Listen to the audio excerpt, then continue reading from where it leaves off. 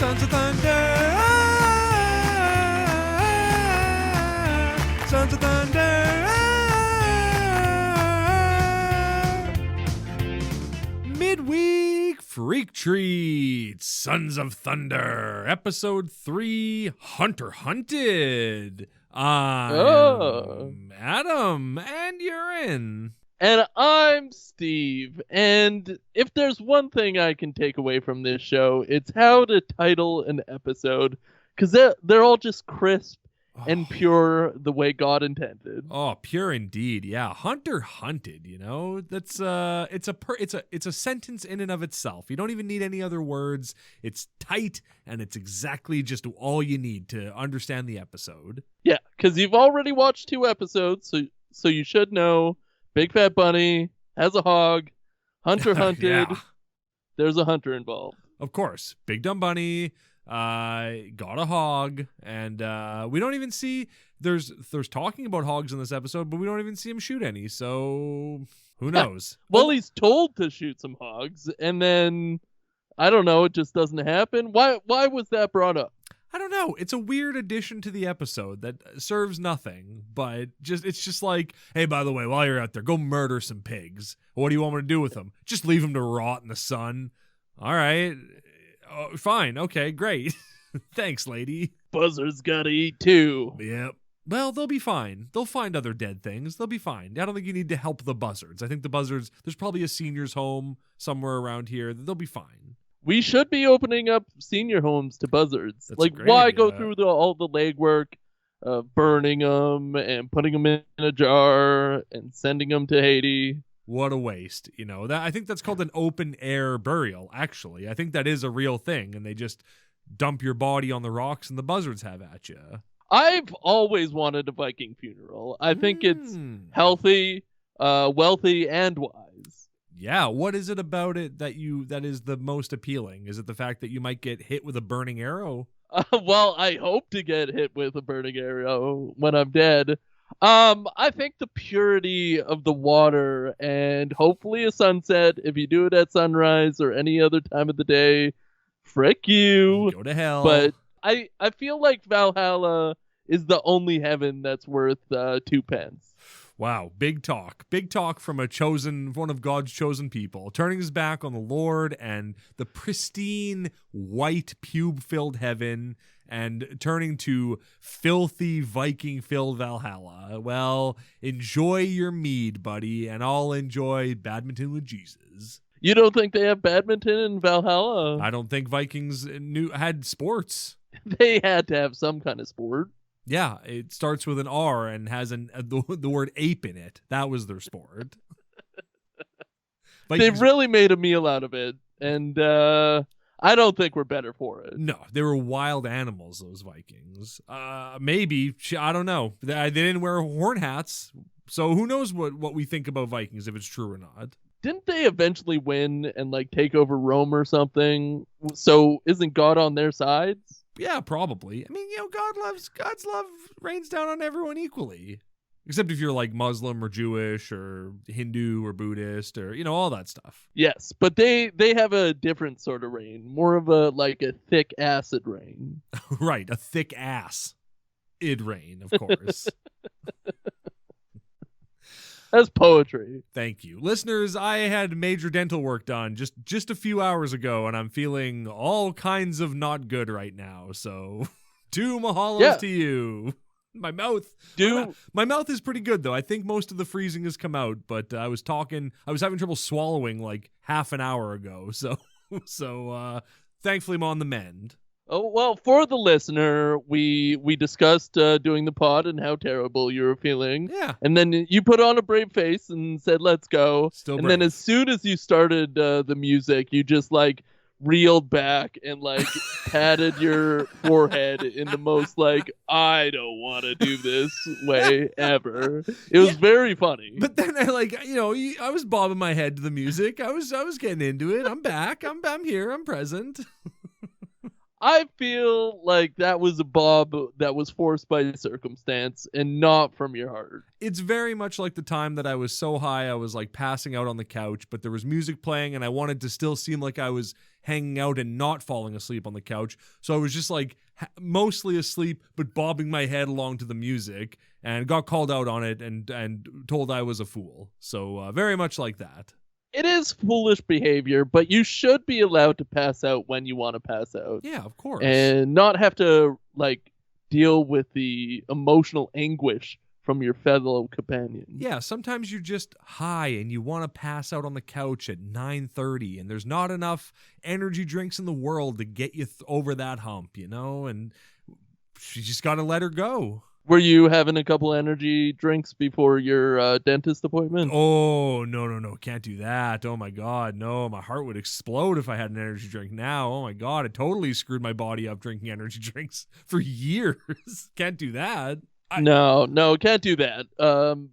Unless you want your heart to explode. Yeah, I will say, though, before we get too far away from it, I mean, we're already a few minutes away from it, but just to go back to buzzards for a second. My parents live up at a lake in Haiti, a beautiful lake right there, right on the prairies of Haiti. And on the other side of the lake from where their like house is, there's a senior's home. And daily, there are anywhere between 5 and 15 buzzards that circle around that senior's home all day long. You come out there in the morning to drink your coffee on the deck, and you look out and you watch the buzzards circling around the senior's home. And I'm not making that up. That's a real thing. It's the first time I saw it, it was so surreal to see. And then you go, well, sure, why not? Probably just smells great down there. Well, you can't frick with nature. Death is going to smell like death. Buzzards are going to swarm around death.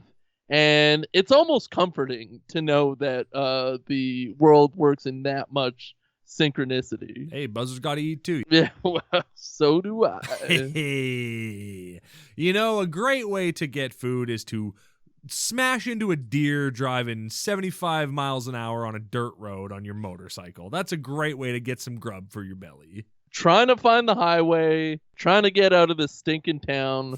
You gotta hit a deer once in a while. Yeah, I was shocked that... So, off camera, Big Dumb Bunny hits a deer. We hear the crash. Whoa, he crashed into a deer. And then we just come to him laying on the dirt road. No helmet. I fully expected his head to just be exploded. Like, I thought this was the end of Big Dumb Bunny. It definitely should have been, or at least one scrape or bruise or... Yeah. Anything to happen to show that this guy got into an accident and murdered the heck out of this poor helpless deer and shows no mercy or thoughts towards killing that deer. He's not even dusty. He doesn't have any dust on him, despite driving on a dirt road and then presumably sliding along a dirt road. And I told the story of my papa's back last week and the dirt road and what it did to him. Big Dumb Bunny, I guess his leather Jesus vest saved him. So good vest. He's probably, he's been praying a lot. So he's one of God's children and protected by his love. Not the deer, though, because they can't pray. No, it can't put its hooves together. That was ridiculous. That is ridiculous. I think he should have got up, prayed over the deer, and then the deer gets up and runs away. Then the woman hunter person gets out, shoots the deer. Right, of course. Rolls up, shoots it just in the back as it runs away and goes, "We're eating good tonight." Yeah, has the window rolled down and skids the truck and then shoots out of her truck. Oh, like a slingshot maneuver, but it propels the bullet faster out of the gun and it catches up to that deer and just gets it right in half. They should definitely make a movie or a show that has 100 of those murders where the slingshot maneuver bullet time situation. I mean, the slingshot maneuver is a move rarely seen in Hollyweird or Christian Hollyweird. So we've seen it once, but maybe we'll see it again. I'm surprised it wasn't in Beckman. Maybe it'll be in Beckman too. Probably in Beckman too. What movie did we see it in? Was that the Italiano one? No, that was Courageous. Oh, of course, Courageous. Yeah, I don't know if Pureflix can pull that off yet. They would definitely need to use the cinematographer of Sons of Thunder, but I don't know if they could pull it off. Good cinematography in Sons of Thunder. That's really the crux of my anger for this series today, was Sure. how good it looks. Like, it really draws you in with the shots and the crispness of the colors and the lighting and the focusing. It's all very well done. And I looked this up, and the cinematographer is an actual guy. Like, he's worked on real things. He's a real man in Hollywood. Now, Yeah, when you say he's a real man. when you say the crispness of the lights and the colors, do you mean like the fact that everything is various shades of red and green? Well, yeah, but it looks like it sits in the tone of the show. Like, it's effective. Mm-hmm. And it's effective to watch, which I haven't seen in anything Pureflix has done so far. And like you said, the guy who does it is a real guy, and he is legitimate, and he's got credits under his belt and that are beyond. I mean, much like Randall Reeder, who plays Dozer, aka Big Dumb Bunny, he's been in other things and has done other things. I also realized looking up Randall Reeder that he was in like Deadpool. Like, he's in like real movies. Well, this was a huge get for Pureflix. They had like what do you call one of those horses that are real good at doing things? He's a thoroughbred when it comes to the Hollywood community. And so was this cinematographer. They got him in for this show, and they need to keep him. Right. Well, I guess we'll see when we watch Sons of Thunder Redemption to see if that cinematographer stays on and continues doing his good work. I'm going to go with no. I feel like he experienced how terrible everything else about this production was and just left forever. But maybe he's the one who did like Beckman. You know, like the quality of Pureflix's movies, or should I say the quality of David A.R. White's work has increased over the years. And maybe it's because they got someone with some real talent on board. Ooh, sorry. I didn't mean to throw shade at the rest of the Pureflix crew. You all have real talent. This guy is just a hair more professional. That's all. Yeah. Well, I would say 2 or 3 more hairs, but yeah, he's got it good where it counts. We love you, David. Please cast us in Beckman 2 and then shoot us. And we're begging you. We're on our hands or knees. We're praying. Our hands are clasped. Unlike a deer who can't clasp their hands. That's why they'll go to hell. And we're just begging you, please kill us in Beckman 2, please. I don't know if I want to get killed in Beckman 2. I think I want to play the gun or the bullet that kills something. Oh, okay. Okay, well, in that case, then I want to play the car that is doing the slingshot maneuver to propel you, the bullet, further. There's a close-up of the bullet, obviously. Obviously. The used Matrix bullet time. Of course. And my head is superimposed as the bullet head. And right. I'm screaming something like, whoa! But it's like slowed down, deep voice, because it's slow motion at that moment. So it's like, whoa! Yeah. And then I'm the car crashing into the mall, but in also doing a slingshot maneuver that's going to propel you. It all makes sense. It's all there on the paper. Humans need to play more things in movies. Like, why are we just humans in things, or aliens, or stupid stuff? Yeah. Like, let's be cars or bullets. Well, Knight Rider had Kit. Why can't there be more? They just went, well, that's good enough. I don't know, did Herbie the Love Bug talk? I don't think so. I haven't seen those movies, but I don't think so. Chitty Chitty Bang Bang didn't talk. So they did it once and went, oh, talking car, good enough once. We don't need more. And not enough flesh. Like, even with Herbie or Chitty Chitty Bang Bang, it was just a mechanical, device that could also act somewhat humanly. Right. I want a dinger to be hanging down from a car that has flesh on it. Sure, yeah, why not? I mean, if you're looking for that kind of action, just watch, I think it's the first Transformers movie where Bumblebee literally urinates on a guy, where he just like the front of his crotch opens up and like fluid pours out onto John Turturro's face. Real. That's fun. That's good for the whole family. Though. Yeah. Why wouldn't people love those movies? They're good, clean family fun. No sex, just violence. So good for everyone. Well, if you're putting pee in it, I think it needs a little bit of sex. Well, Little bit of sex appeal. I mean, as a very wise man taught me this week, they call them peanuts because pee is stored in the nuts. And everybody knows that. Really? Yep. That's where it's stored. That's where it's from. That's interesting. Did the Romans come up with that? Yeah, when I say a very wise man, I of course mean Socrates. Yeah, that makes sense. That Yeah. makes a lot of sense. He was really wise and questioned things. Oh, yeah. I'm just picturing a bunch of people sitting around Socrates in like the Roman, I don't know, not the Colosseum, but a different place that people would meet. And him just like pondering, rubbing his head, much like me as the theme song played for this show. And then opening his mouth. Everyone, the whole hush goes over the crowd. And he just goes, they call them peanuts because pee is stored in the nuts. And everyone just, thank you, Socrates. We love you. There's probably some idiot like laughing in the background, and Socrates just like, shut up! Shut up! Take that man's nuts. See the pee! Exactly. I'll prove it to you. Let's cut open this man's nuts and see his pee. And they go, no, Socrates, please. He was Roman, right? Dental drugs, man. I don't know what's going on. Oh, what kind of dental drugs did you take? Was it a big fistful? Yeah, just whatever they gave me. My mouth was open and they were just putting stuff in there. I don't even know. My eyes, when I go to the dentist, my eyes are closed. So, just put it in, whatever you want. It's wide open for you. You should have to wear like a certain t-shirt that explains what you want done on it in text. Right. And yours would say, obviously, just get it done. Put whatever you need in me. Put whatever you need in me to get it done. I consent, is what I tell. Every time I go to the dentist, I make sure to look him in the eyes. He's been my dentist for 33 years. And I go, I consent to whatever you're going to put in my mouth today. And he goes, you got it, bucko.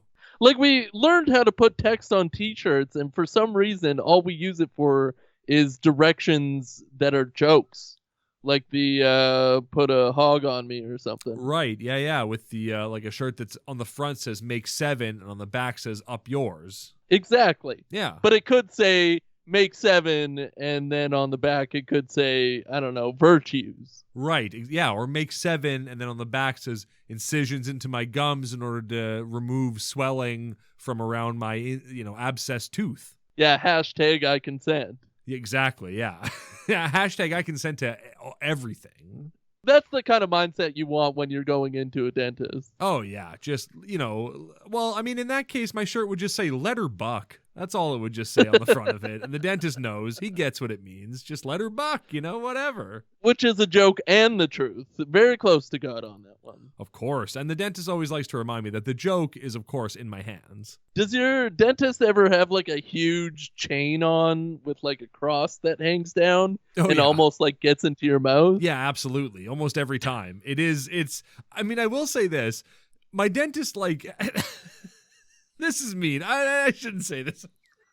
But no, don't call out your dentist. I'm not calling out my dentist, but he does just because of the way the chair is set up, he does kind of like rest his belly on my head when he's like doing dental work because he has to be so close and like reaching over.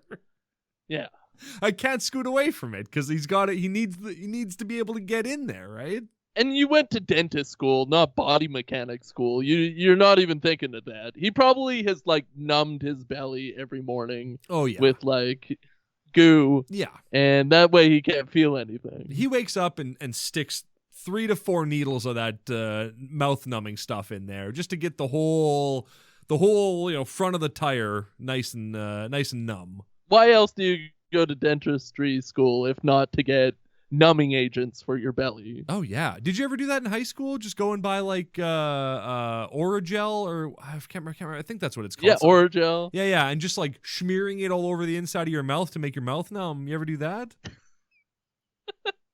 Not for fun. Not for goofs or anything. Well, then what did you do for fun? Smoke darts. Yeah, I ripped darts and I did plumbing. Hey, that's a euphemism. That is a euphemism. Why your mouth? Did you try any other orifices or like no parts of your body? I think it only works in the mouth. It's called Oragel. It's not called hand gel or dinger gel. It's called Oragel. Well, if you put it in your butthole, it's gonna numb your butthole. It's not like only mouth effective. Well, I don't know. Maybe it's saliva activated, and despite my best efforts, there's no saliva in my beehole.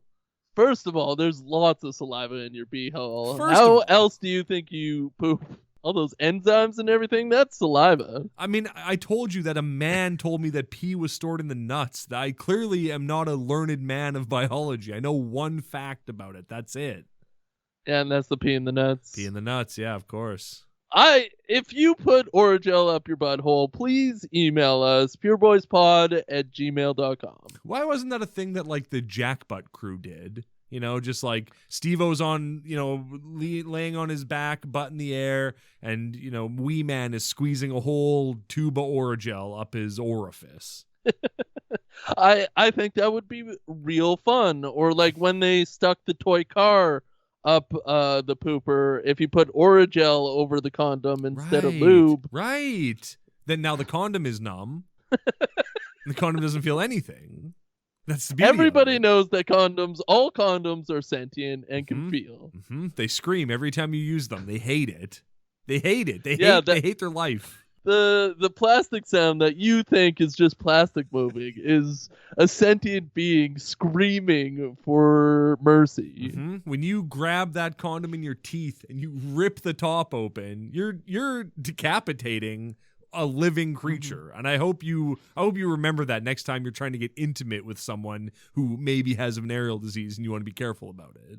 Wouldn't that be a wild way to get out of using a condom if you tried to explain to a partner that they're sentient and yeah, I mean, you don't believe in that? They're supposed to be flat and round. They're not supposed to elongate like that. It's torture what you're doing to them. It's absolute torture. And that's why the Bible says no Jimmy hats. That's why it says right there, John 3:16, no Jimmy hats. Well, trust in God. They used to use sheep's stomachs, which is fine. That's not a sentient being. They don't feel anything. anything. Then they went a little crazy with it. I mean, it's a shame to have to kill a sheep just so you can get a nut. I will say that. Like it feels like a real waste of a sheep. Do you think they only used one sheep per nut? Yeah, of course. Why do you think like shepherds existed? Well, I think like your lowly old shepherd would like clean it once in a while and then reuse it. And then like your lords and your ladies and your kings would use like a goat per nut.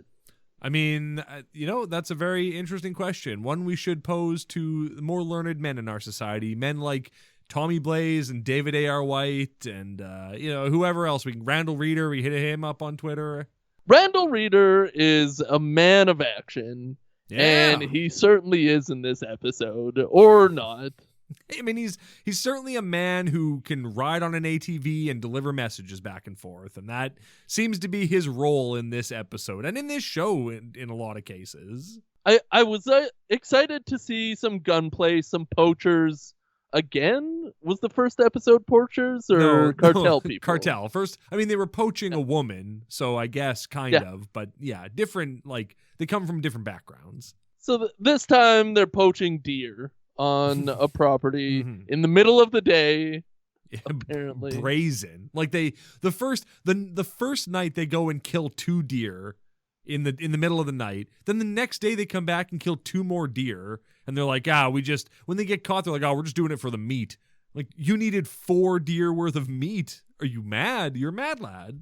That's too much meat. Nobody's gonna need that much meat. There must be like 20 kids in that house or something. I mean, yeah, he does say my wife and kids, but he doesn't obviously he's talking about the Damon Wayans TV show. He's got to eat some deer while he watches my wife and kids, but he doesn't make it clear how many kids he has, and it's probably upwards of 20. In that town, in that economy, for sure. Yeah, you're broke as hell, you live out in the middle of nowhere, your wife's pregnant, and your brother's dumb. You have 20 kids for sure.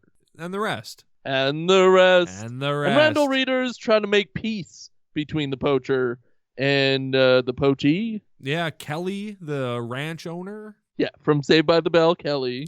Right, of course, yeah. Zach and Kelly. Yep. I've never seen a single second of Saved by the Bell, so I couldn't tell you who Kelly was. Is that the Showgirls girl? No, it's the other one. I don't know who that is. I only know Showgirls girl. Well, you do know Zach and Kelly, and that's all you need to know. Well, I do know from Justin to Kelly. That's certainly true. Yeah, what a good film. Oh, I mean, yes. The most important thing that comes out of this episode, though, is we see how Big Dumb Bunny met his big dumb wife and found Big Dumb God. Yeah, because she was about to get date raped, and he stopped it. By a Viking, of course. Yeah, it is funny that like this like they're at the bike. There's a flashback. They're at the biker bar when Big Dumb Bunny is named Dozer and he's working. He's there drinking, and like everyone is just a rough and tough customer. And then this just like angelic woman walks in and sits down at the bar, and I went, "How did you get here? Like this bar is definitely in the industrial area of the city. You didn't just like come in here to get a drink. Why are you here?" Well, and the bartender lady tells her, "What are you doing here? Get out of here. Well, actually, don't be here." What she says is, "What are you doing, Kier?" She isn't very smooth with the tongue. No. Unlike Ringo, the man covered in tattoos, who is very smooth with the ladies. He gets them all limbered up with a special drink, and then, And he doesn't even go through the effort of roofing her. He gets the bartender lady to make the drink and roofie this poor lady that she wants to not be there. Yeah, that bartender is like not the sharpest tool in the shed because she is committing a crime. And the way he orders it, she has committed that crime many times. And she doesn't seem to care at all about what's going on. Nah, you can't solve all the world's problems, so you might as well just help guys roofie ladies. Yep, if you can't beat them, join them. And just roofie any woman who comes into the bar, I guess. I feel like she's roofing herself. She might be roofied right now. Well, I mean, Big Dumb Bunny does say to whatever the blonde woman, the angel woman's name is, he does say like, "Look, ma'am, everybody here earned their spot at this bar, even the bartender." Roofing, it's got to be through that. It's definitely roofing. It's drug running. It's ne'er-do-well activity, that's for sure. I don't want to be in this bar. No, God, no. Having been to a biker bar several times, I don't fit in. I've realized that. I'm not welcome there at lingerie lunch. I'm not welcome. And people want to go to these places to like, I guess, feel like they're going to get stabbed at any moment and then like make it out and be like, "Oh, I'm so tough." Yeah, I mean, it would be very funny if, like, when Ringo ordered the roofie drink, if another biker was like, "Hey, you know what? I'll take one of those too," and then just slammed it back and got all dozy. Maybe he's just passed out on Ringo's lap. On Ringo's hog, yeah. I mean, maybe that's how Dozer got his name. Is the first time he came in there, he ordered a Ringo special and then got a little dozy. Yeah, and then, Ringo date raped him. Well, yeah, Ringo brought out the Oragel, and, the rest, as they say, is history. Ooh. I mean, Ringo has got some real aggression towards Big Dumb Bunny in this show, and even before he, like, turns his back on the gang to follow God, Ringo seems to really hate that man. So maybe Dozer broke his heart. Like, Big Dumb Bunny is Dozer. Maybe he broke his heart. Well, Ringo's trying to, Viking it up a little bit and do all these terrible things. And it seems like maybe Dozer hasn't fully accepted Jesus, but he's definitely questioning the lifestyle. And Ringo don't like that. No, I don't know if you noticed too, but Dozer has a devil tattoo on his hand that isn't there in the current day stuff. So I'm guessing we're going to get a flashback to him like burning it off or something at some point. I'm excited to see that. I did see that. I feel like it's just a mistake. I feel like we're not going to see anything about that tattoo whatsoever. We might. I hope we do, because it was very clearly there, but I don't remember seeing it in previous flashbacks or anything. So I think somebody just was like, "Oh, let's make him tough and put a devil tattoo on him." What about a devil tattoo on your hand? You think that would be cool? And he was like, "I guess. I'm feeling kind of sleepy. You can do whatever you want to my hand. I don't care." Is that what roofies do? Just make you kind of like whatever? I don't know. I've never come across them. I've never interacted with them in my life. Yeah, I hope that never happens for me as well. Amen to that, brother. Well, until next time, put coasters over your drinks at bars and keep fit and have fun. Sons of Thunder! Sons of Thunder! All right, let's start re-recording and... Body break! We'll start re-recording now.